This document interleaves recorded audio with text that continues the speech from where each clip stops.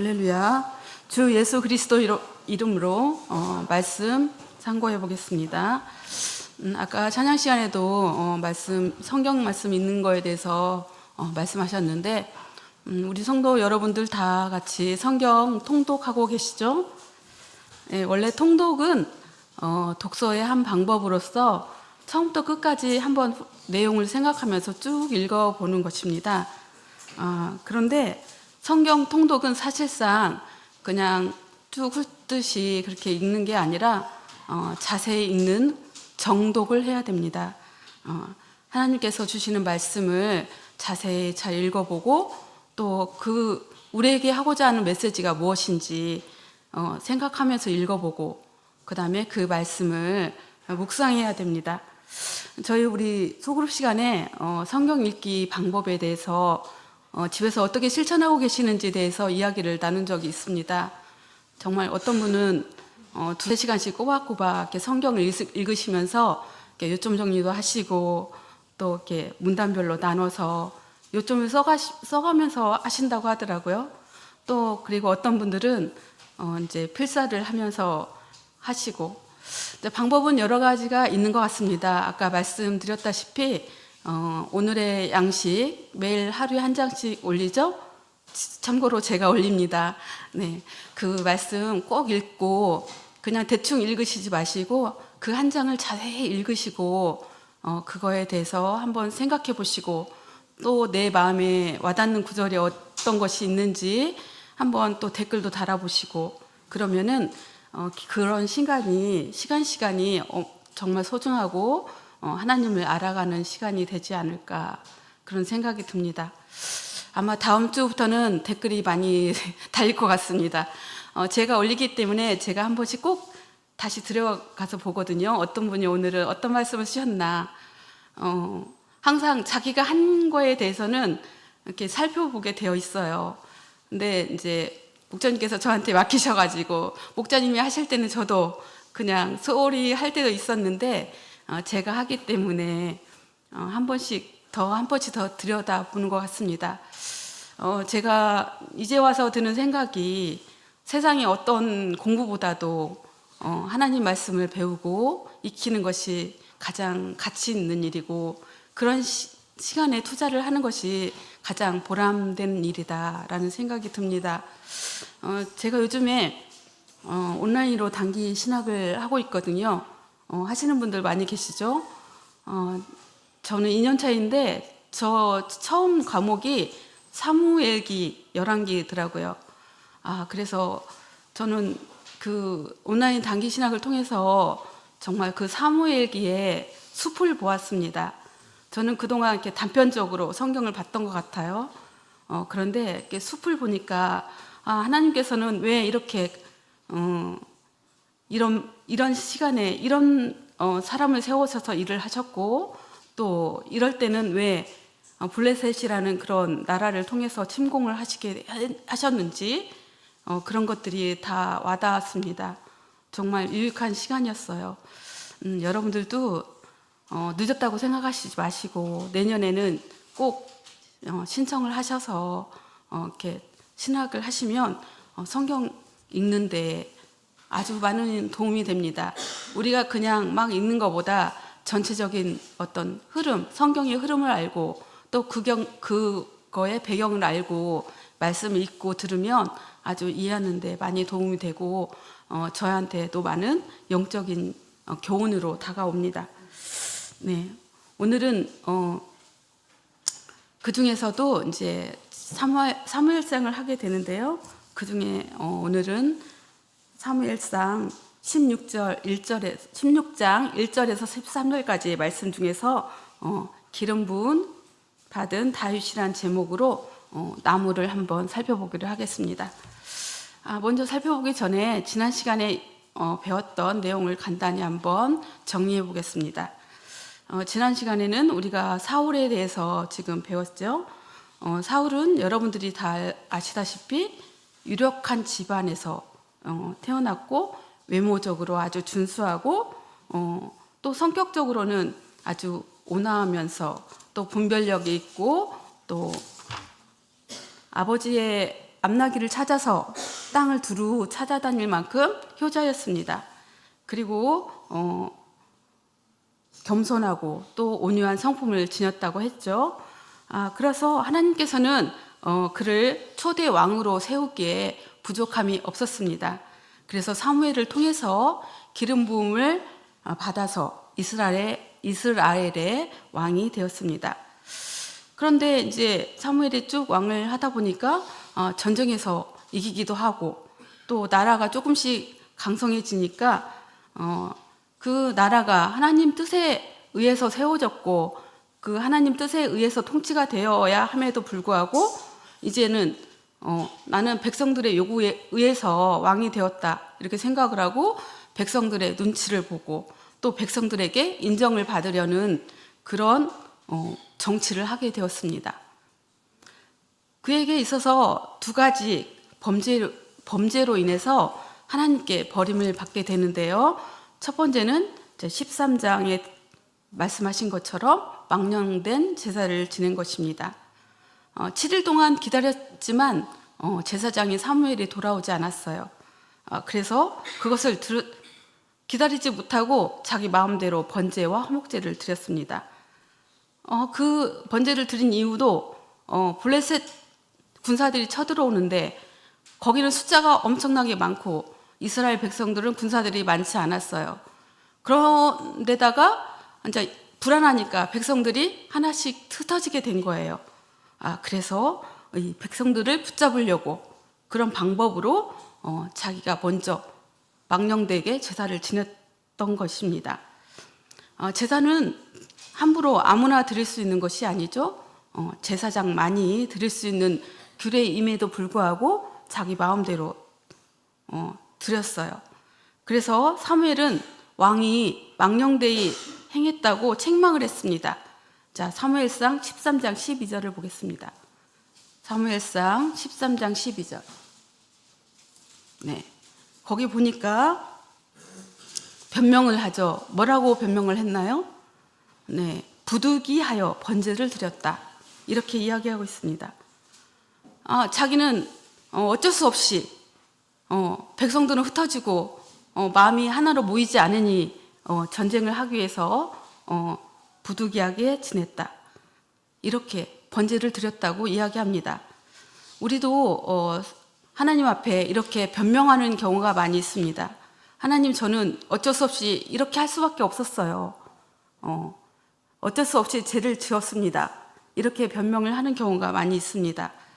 그래서 14절에 보면 13장 14절을 보면 네, 지금은 왕의 나라가 길지 못할 것이라 여호와께서 왕에게 명하신 바를 왕이 지키지 아니하였으므로 여호와께서는 그 마음에 맞는 사람을 구하여 그 백성의 지도자를 삼으셨느니라. 네, 하나님께서는 마음에 맞는 사람을 이미 구하려고 마음을 먹고 있었습니다. 그래서 1차로 사울은 버림을 받을 것임을 예언하고 있죠.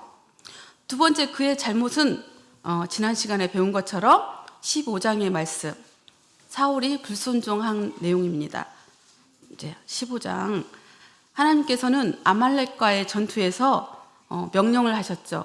모든 소유를 남기지 말고 진멸하라 하셨습니다. 그런데 아각 왕을 살려주고 또 좋은 것은 남기고 가치 없고 낮은 것만 진멸했습니다. 자기 업적을 또한 기리기 위해서 기념비를 세웠죠. 사무엘이 또 책망을 했습니다. 그랬더니 또 백성들의 핑계를 댑니다. 백성들이 하나님께 제사 드리자고 하여서 이 양과 소를 취했다. 이렇게 핑계를 댑니다. 그리고 자기가 잘못을 했을 때는 즉시 회개를 하고 하나님께 고해야 함에도 불구하고 내가 범죄한 이유가 백성들을 두려워하여서 백성들 때문에 그의 말을 들었다고 합니다. 그래서 사울은 하나님께서는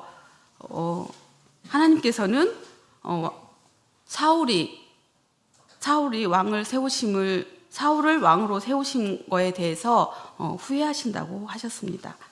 자, 자, 15장 26절 보겠습니다. 15장 26절. 네. 자, 왕이 여호와의 말씀을 버렸으므로 여호와께서 왕을 버려 이스라엘 왕이 되지 못하게 하셨음입니다. 이렇게 말씀하시면서 확실하게 이제 왕에서 내려오게 하겠다는 결심을 하십니다. 만약에 사울이 첫 번째 범죄를 하고 회개를 하였다면 아마 두 번째 회개했다면 이런 결과가 나오지 않았을 것입니다. 두 번째 그 범죄를 했을 경우에 하나님은 어쩌면 기회를 주신 것입니다. 그런데도 불구하고 두 번씩이나 이렇게 하나님의 말씀을 거역하였기 때문에 사울은 왕의 자리에서 내려오게 하시게끔 하나님께서 결심하게끔 하셨습니다. 자, 15장 28절을 보겠습니다. 15장 28절.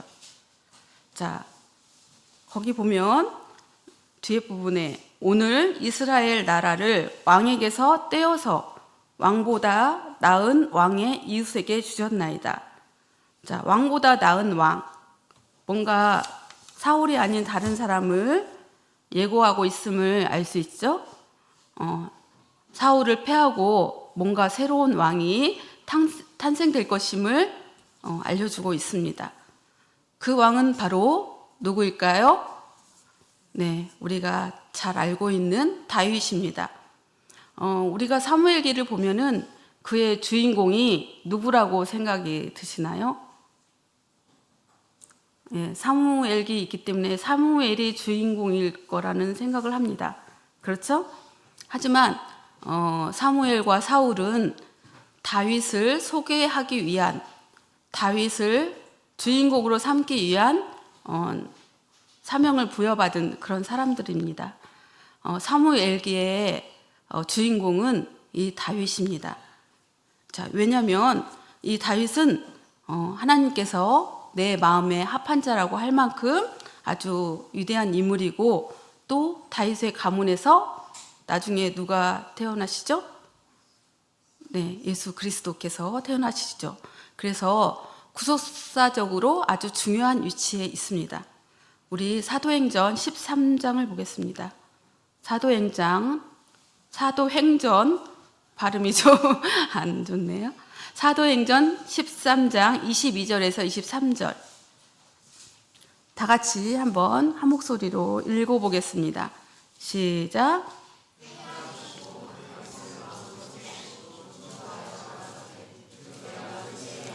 다윗을 만나니 내 마음에 합한 사람이라 내 뜻을 다 이루게 하리라 하시더니 하나님이 약속하신 대로 이 사람의 씨에서 이스라엘을 위하여 구주를 세우셨으니 곧 예수라.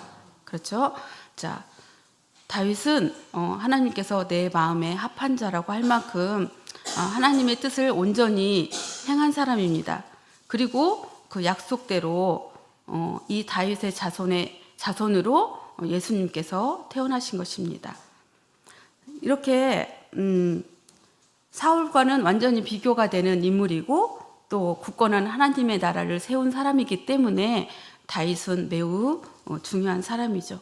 자, 이 시간에는 다윗을 하나님께서는 어떻게 세우셨는지 그 과정을 알아보시고 또 우리에게 주는 영적인 교훈을 알아보겠습니다. 자, 본문 사무엘상 16장을 보겠습니다. 사무엘상 16장 1절부터 5절까지 있는 말씀을 우리 교독하겠습니다. 제가 먼저 읽겠습니다. 1절. 여호와께서 사무엘에게 이르시되 내가 이미 사울을 버려 이스라엘 왕이 되지 못하게 하였거늘 내가 그를 위하여 언제까지 슬퍼하겠느냐. 너는 기름을 뿔에 채워 가지고 가라. 내가 너를 베들레헴 사람 이새에게로 보내리니 이는 내가 그 아들 중에서 한 왕을 예선하였음이니라.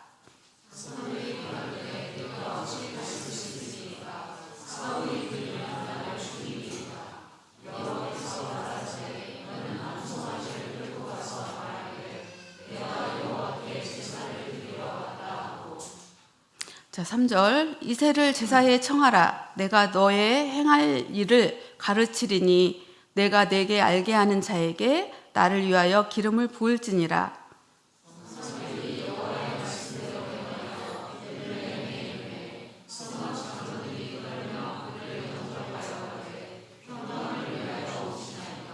오절 가로되 평강을 위함이니라. 내가 여호와께 제사하러 왔으니 스스로 성결케 하고 와서 나와 함께 제사하자 하고 이새와 그 아들들을 성결케 하고 제사에 청하니라. 자, 여기까지입니다. 자, 첫 번째로 하나님은 마음에 합당한 사람을 준비하고 계셨습니다. 하나님은 마음에 합당한 사람을 준비하고 계셨습니다. 자, 앞에서 살펴봤듯이 하나님께서는 사울이 불순종함으로 인해서 버리기로 하셨습니다. 그런데 1절에 보니까 사무엘이 슬퍼했다고 했죠? 이런 슬픔은 아마도 개인적인 본인이 세운 왕위를 버리게 되었으니까 슬퍼했기도 했지만 만약에 사울의 폐위로 인해서 이스라엘 사회에 전반적으로 나타날 부작용을 염려했기 때문입니다. 그래서 하나님은 사무엘에게 이렇게 말씀하십니다. 내가 언제까지 슬퍼하겠느냐. 그래서 이제 이 슬픈 감정을 추스리고 이제 제사장으로서 하나님의 공의로운 일을 행해야 된다고 명하십니다. 그래서 하나님께서는 이 신령한 책망과 더불어서 사무엘에게 새로운 사명을 주십니다. 그래서 슬픔을 승화시켜 주십니다. 자, 사무엘에게 내려진 그런 새로운 사명은 뭘까요? 네, 왕으로 예선한 사람을 찾아가는 것이었습니다. 사무엘은 과거의 일을 슬퍼하고 있지만 하나님께서는 미래를 계획하고 계셨습니다. 그 사람을 만나서 기름을 부으라는 것입니다. 그 사람은 베들레헴의 사람 이새의 아들 중에 한 사람이었습니다.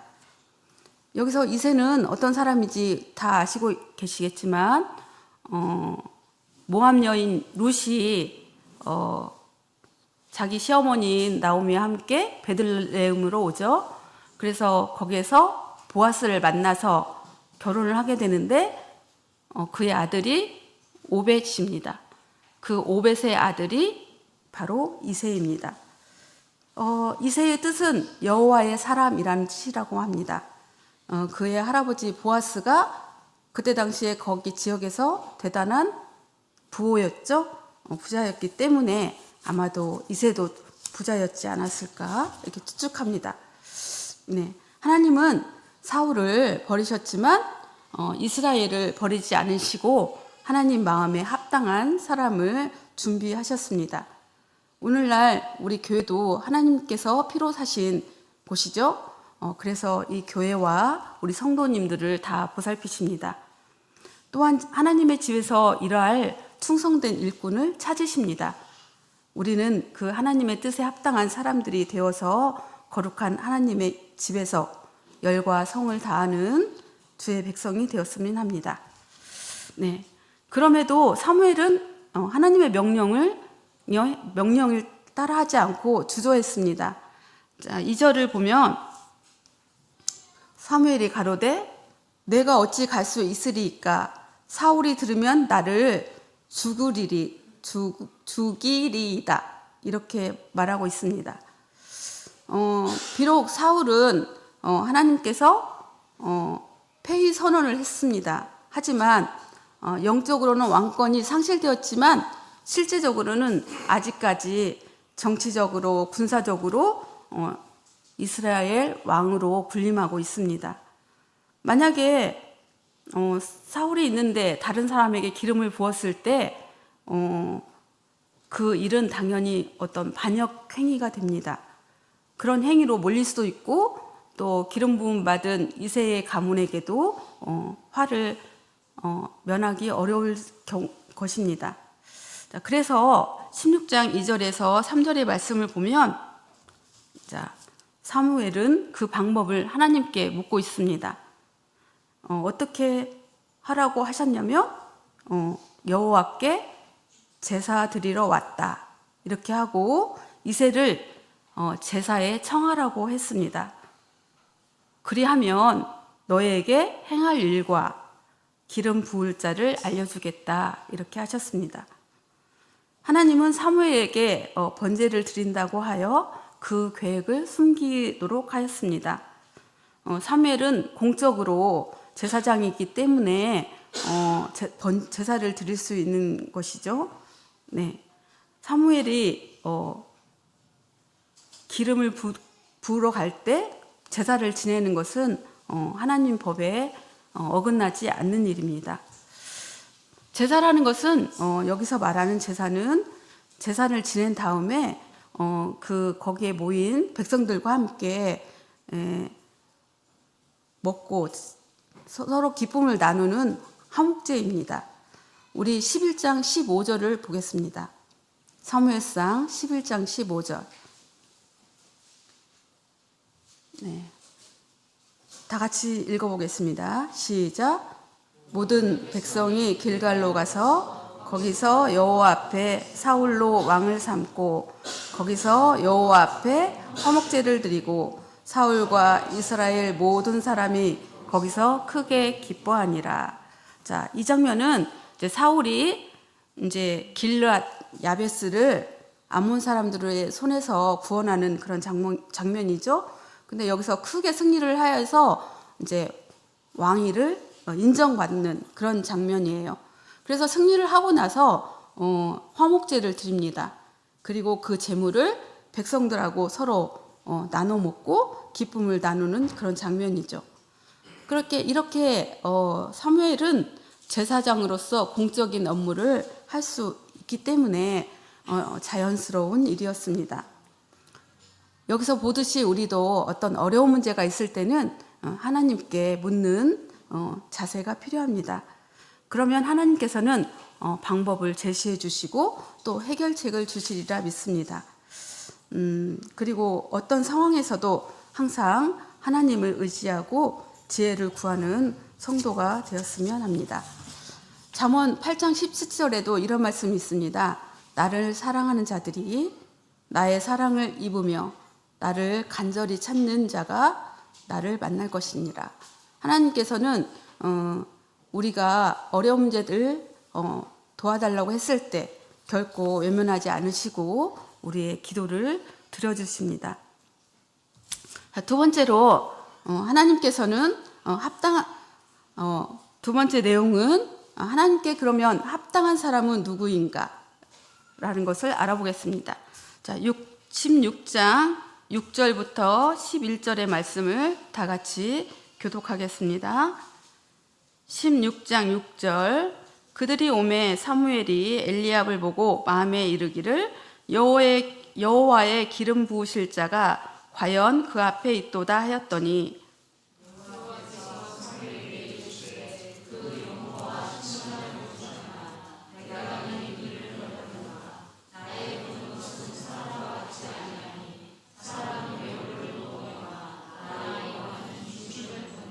(8절) 이새가 아비나답을 불러 사무엘의 앞을 지나게 하매 사무엘이 가로되 이도 여호와께서 택하지 아니하셨느니라.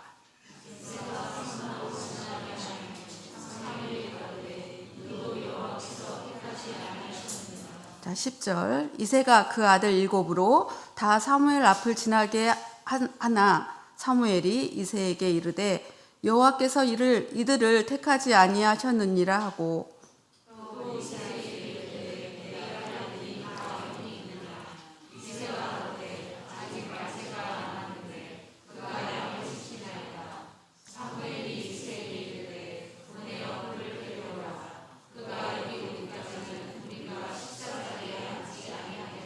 네. 자, 여기서 보니까 하나님께서는 사무엘에게 왕으로 세울 자가 누구인지 확실하게 말씀하시지 않았습니다. 그냥 이새의 아들 중에 하나라고 하셨습니다. 그리고 그 아들들이 제사에 참여하게 되면 그 현장에서 기름 붓게 할 자를 알게 하신다고 하셨습니다. 그런데 하나님께서는 우리가 생각하는 사람의 평가 기준과 다름을 알 수가 있습니다. 네, 사무엘은 이새의 아들들을 장자부터 시작하여 마지막까지 자기 앞으로 나아오게 했습니다. 자, 장자가 누구죠? 이새의 아들 첫째 맏아들이 누군가요? 6절에 나와 있죠? 엘리압. 자, 엘리압이 나왔을 때 너무 흐뭇했습니다. 그래서 이 사람이 여호와의 기름 부음 받을 자이구나. 이 사람이 과연 내 앞에 섰도다. 이렇게 하였습니다. 왜냐하면 그 용모가 준수하고 또 인상도 좋았나 봅니다. 그리고 풍겨져 나오는 그 인상에서 호감이 느껴졌겠죠. 그리고 뒷장에 17장에 보면 이제 엘리압은 전쟁에 참여할 정도로 건장하고 아주 체격이 컸겠죠. 그렇기 때문에 얼마나 아주 뭐랄까요, 든든하고 그런 사람으로 보였겠습니까? 그래서 사무엘은 이자가 기름 부을 자다라고 생각했습니다. 하지만 하나님께서는 아주 중요한 말씀을 하시죠. 사람은 무엇으로 보거니와 외모로 보거니와 나 여호와는 중심을 보느니라. 아주 중요한 말씀을 하십니다. 네, 여기서 외모라는 것은 사람의 겉모습, 뭐 키, 뭐 그런 것들을 보는 게 아니라, 체격 이런 것들을 보는 게 아니라 그것뿐만 아니라 그가 가지고 있는 학식이나 재능, 뭐 재산, 지위 이런 것들을 다 통틀어서 얘기하는 것입니다. 우리는 거의 대부분 사람을 평가할 때 그 사람의 외모, 그 사람이 가지고 있는 모든 것들을 보고 평가하죠. 대부분이 그런 것 같습니다. 그렇지만 하나님께서는 오죽하면 사무엘도 실수를 했죠. 이 사람은 정말 기름 부을 자다. 하지만 하나님께서는 우리와 같이 않다고 했습니다. 하나님은 항상 그 중심을 보신다고 했는데요. 그 중심이라는 것은 사람 내부의 마음입니다. 그 내부의 마음에 하나님을 사랑하고 신뢰하는 마음을 가졌는가라는 것을 본다는 것입니다. 자, 이사야 11장 3절에 이런 말씀이 있습니다. 그가 여호와를 경외함으로 즐거움을 삼을 것이며 내 눈에 보이는 대로 심판치 아니하며 귀에 들리는 대로 판단치 아니하며. 자, 앞으로 이제 메시아가 오셔서 우리를 심판하시는데 그 눈에 보이는 대로 또 귀에 들리는 대로 심판하지 않고 그 사람 마음에 하나님을 경외하는지 또는 경건한 삶을 그동안 살았는지를 보고 심판하신다는 것입니다.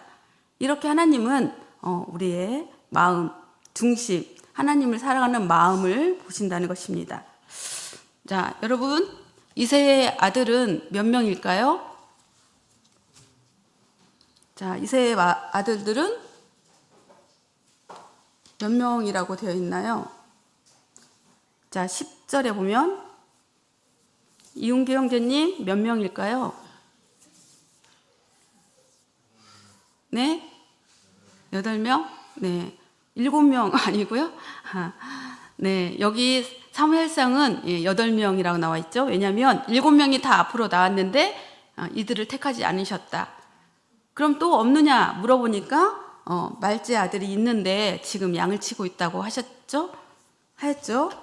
하지만 여기 이어서 역대상에 보면은 이제 이새의 아들들이 이름들이 쭉 나옵니다. 여기는 3명까지밖에 나오지 않았지만 이새의 아들들이 나오는데 7째로 다윗을 낳았으며 이렇게 나오거든요. 그러면 몇 명이라는 거죠? 강민 형제님? 7째로 다윗을 낳았으니까 다윗이 막내니까 7명이겠죠. 왜 여기는 8명인데 7명일까요? 이것은 아마 그 중에 아들이 한 명이 일찍 죽어서 후사를 잃지 못했기 때문에 그렇게 기록했다고 성경학자들은 보고 있습니다. 자, 그러면 이새의 아들 중에서 아무도 나온 7명의 아들들이 하나님의 택하심을 받지 못했어요. 그런데 결국 택함을 받은 사람은 누구일까요? 말제 다윗이었습니다. 그때 당시에 다윗은 나이가 어려서 제사에 참여하지도 못했고 또 그냥 양을 치는 목동에 불과했습니다. 그래서 가족들에게 인정도 받지 못했어요. 그의 존재가 아주 미미한 그런 사람이었습니다. 이제 앞으로 이어질 17장에 보면 이제 골리앗과의 싸움에서 아버지의 심부름으로 다윗이 가죠, 전쟁터에. 그런데 그의 큰형이 막 나무랍니다. 너는 이 전쟁터가 무슨 구경할 거리가 있어서 온 거냐. 그러면서 막 철부지로 치부를 하죠. 하지만 하나님께서는 이렇게 하찮고 미미한 존재로 보이지만 이런 사람들을 쓰셔서 당신의 거룩한 나라를 건설하는 일에 쓰십니다. 우리도 하나님의 나라의 거룩함을 위해서는 우리의 내면을 정결하게 하야겠습니다. 그러면 왜 하나님께서는 다윗을 선택하셨을까요? 하나님은 사람의 중심을 보신다고 하셨는데 그의 일생을 보면 첫 번째는 다윗은 그 마음의 중심에 하나님을 향한 믿음이 있었습니다. 네, 하나님을 향한 믿음. 앞으로 이어질 17장 45절에 보면 아주 중요한 장면이 나오죠. 다윗이 블레셋 사람 아주 큰 골리앗과 싸움을 하는 그런 장면이 나옵니다. 17장 45절을 한번 볼까요? 자, 17장 45절. 여기는 아주 유명한 구절이기 때문에 어디서나 많이 나오는 것입니다. 자, 45절 다 같이 한번 읽어보겠습니다. 시작. 다윗이 블레셋 사람에게 이르되 너는 칼과 창과 단창으로 내게 오거니와 나는 만군의 여호와의 이름 곧 내가 모욕하는 이스라엘 군대의 하나님의 이름으로 내게 가노라. 아주 정말 명대사입니다. 나는 하나님의 이름으로 내게 간다. 이 마음에 하나님을 향한 믿음이 있었기 때문에 자기는 아무 무장도 하지도 않고 이 골리앗과 싸움에서 이길 수 있었던 것입니다. 제가 이제 청년부 때 동국교회에서 있었는데요. 그때 이제 부끄럽지만 아동부를 하고 있었습니다. 근데 그때는 아동부가 꽤 많이 있었는데 그 아동부 설교를 저희보다 연배가 많으신 분이 하셨어요. 그런데 어떤 자매님이 이 내용을 가지고 설교를 하셨습니다. 그런데 얼마나 재미나게 하시던지 지금도 그분의 그 낭낭한 목소리와 그 몸짓과 막 이런 것들이 생각이 납니다. 네, 그래서 저는 이제 뒤에서 같이 들으면서 아동부랑 그 기억이 아직까지도 남아 있는 걸 보면 우리가 누군가의 기억 속에 정말 아주 특별한 설교로 나 각인이 된다면 정말 좋겠다 그런 생각을 합니다. 벌써 30년이 넘게 지났지만 아직도 그분의 정말 재밌게 이렇게 말씀을 증거하시는 것이 아주 생생하게 기억이 납니다. 자, 그래서 다윗은 그의 마음에 하나님을 향한 믿음이 있었다. 두 번째로는 그 마음에 정직함과 진실함이 있었다는 것입니다. 다윗의 마음의 중심에 정직함과 진실함이 있었다. 여기서 정직함이라는 것은 우리가 생각하는 그 정직이 아니고 하나님 앞에 의로운 것입니다. 열왕기에 보면은 여러 왕들이 나오죠. 근데 항상 좋은 왕도 있고 나쁜 왕도 있습니다. 좋은 왕을 선왕이라고 하는데요. 그 선왕 앞에는 항상 이런 말이 붙어 있어요. 그 조상 다윗과 같이 여호와 보시기에 정직하게 행하여. 그 선왕의 기준이 다윗과 같이 행하는 것입니다. 네, 그래서 다윗은 꼭 의롭고 정직한 것뿐 아니라 큰 범죄도 저질렀죠. 하지만 그 범죄를 저질렀을 때 사울하고 달리 즉시 회개하고 통회의 눈물을 흘렸습니다. 항상 이제 사울과 다윗은 이런 대조점들이 있을 거예요, 아마. 그래서 이것을 그는 큰 범죄를 저질렀지만 그래도 하나님께 용서받을 수 있는 이유가 되지 않을까 합니다. 자, 다윗이 또 하나님께 선택을 받은 이유 세 번째는 그의 마음의 중심에 겸손함이 있었고 하나님께 뜻을 물었다는 것입니다. 다윗은 항상 하나님께 전쟁을 갈 때도 이 블레셋 사람을 치리이까 하고 이렇게 물었습니다. 네, 그리고 사울이 항상 쫓아다니죠. 다윗을 죽이려고. 그럴 때마다 죽일 수 있는 상황이 있었지만 결코 죽이지 않았어요. 왜냐하면 사울도 하나님께 기름 부음 받은 사람이기 때문에 자기가 함부로 죽여서는 안 된다는 생각을 하고 있었고 그 모든 것은 하나님께서 다 하시리라고 믿었습니다. 여기서 말하는 겸손도 우리가 생각하는 그런 낮아짐에 머무르지 않고 내가 연약하고 미천하기 때문에 하나님께 의지하고 도우심을 바라는 것입니다. 이렇게 하나님께 우리가 겸손하고 또 정직할 때 하나님께서는 우리를 도와주시고 우리에게 또한 능력을 주셔서 힘을 발휘하게 해주심을 알 수 있습니다. 베드로전서 5장 6절에 이렇게 말씀하시고 계십니다. 그러므로 하나님의 능하신 손 아래서 겸손하라. 때가 되면 너희를 높이시리라. 네, 우리도 다윗처럼 겸손한 마음을 가져야겠습니다. 자, 세 번째 내용은 드디어 하나님은 다윗에게 기름을 붓게 하십니다. 16장 12절 13절 다 같이 읽어보겠습니다. 16장 12절 13절 시작. 이에 보내어 그를 데려오매 그의 빛이 붉고 눈이 빼어나고 얼굴이 아름답더라. 여호와께서 가라사대 이가 그니 일어나 기름을 부으라.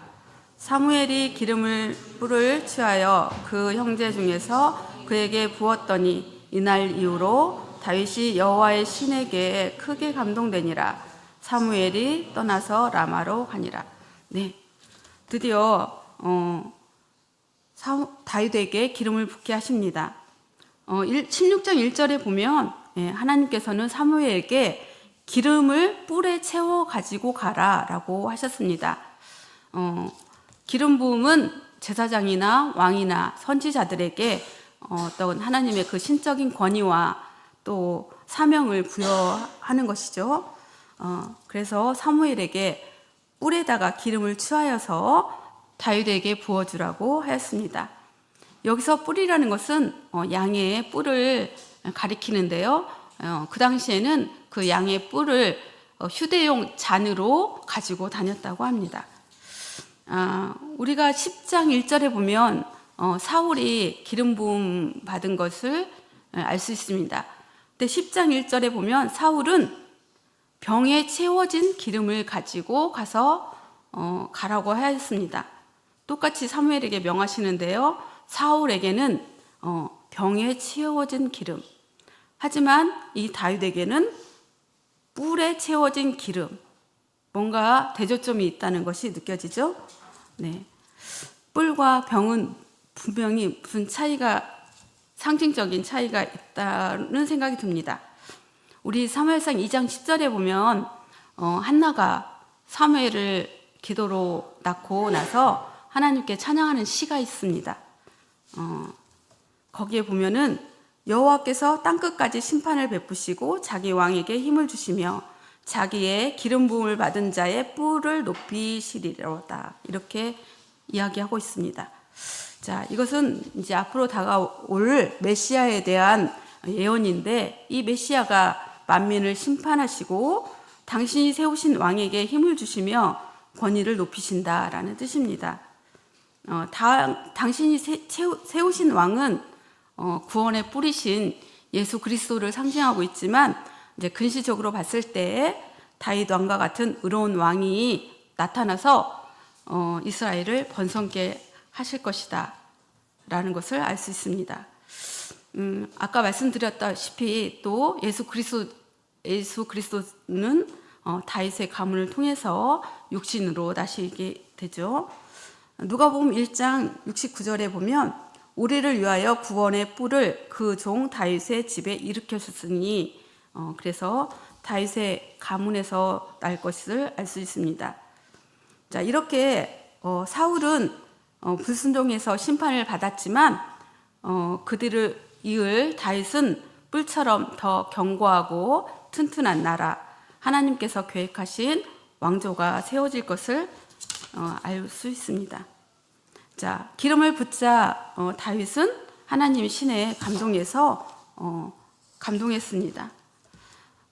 이렇게 하나님 신에 감동한 체험을 주신 것은 이제부터는 다윗은 그 미약한 목동에 불과한 것이 아니라 이스라엘의 왕권을 이을 자가 됨을 알려주시는 것입니다.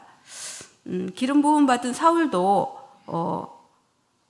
하나님의 신이 크게 임하여서 예언도 하고 새 사람이 되었다고 하죠. 이렇게 하나님께서는 특정한 목적을 위해서만 특별히 구별하여서 기름을 부어주십니다. 다윗이 기름 부음 받을 때 당시 나이가 15살 정도 되었다고 합니다.